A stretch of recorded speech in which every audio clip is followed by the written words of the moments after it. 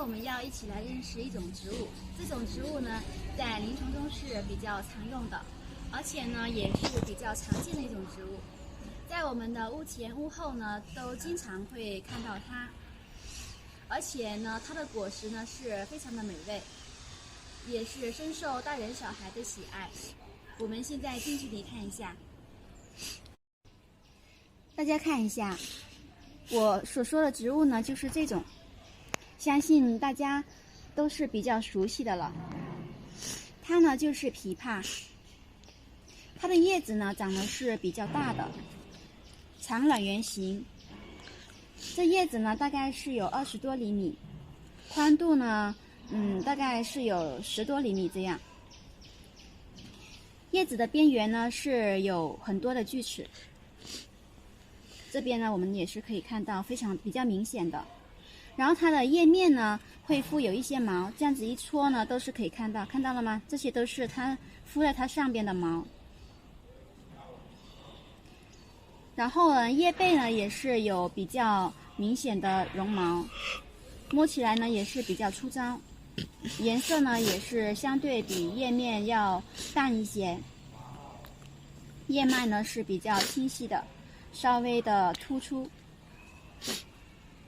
现在我们看一下它的茎部，它的这些枝条上边呢也是附有很多的灰褐色的毛，非常的浓密，摸上去就是毛茸茸的。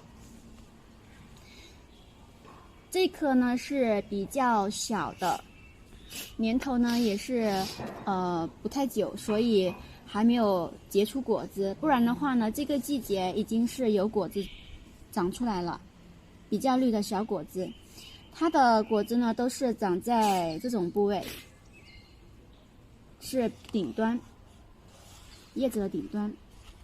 它的花呢也是长在这种地方的，那这个呢是比较小，所以呢我们看不到。现在呢我们就来介绍一下它的功效。这个枇杷呢，它的药用部位呢就是它的叶子，就是平时我们所说的枇杷叶。这枇杷叶呢味苦微寒，入的是肺经和胃经，主要呢是有清肺止咳、降逆止呕的作用。因为它入肺经，比较善于清肺中之热，还可以降气化痰，所以呢常常会用于肺热引起的一些咳嗽、痰多，也可以用于一些气急、气紧、气喘都可以用到它。通常是配伍使用的，可以配伍桑白皮、桑叶、麦冬，或者是百合啊，或者是前胡这些百部一些及其他止咳的药物都可以。它们也可以单用，单用的时候呢，我们可以用枇杷叶和那个白蜜秘制成膏，成膏之后呢就可以服用了。它的用法呢也是比较简单的。除了可以秘制成膏之外呢，我们还可以把这个枇杷叶摘取，然后把它的毛刷掉，背面和叶面的这些毛都刷干净之后呢，就晾晒干备用。使用的时候呢，就是用6克到9克的干皮，配伍其他的药物一起入煎剂。如果是用于止咳的话呢，是建议用秘制的。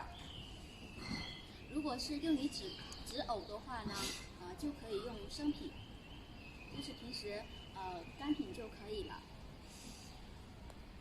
它的药理作用呢，还有一些抗炎、抗病毒的作用，这些呢我们就不多说了。本期视频呢，我们就先分享到这儿。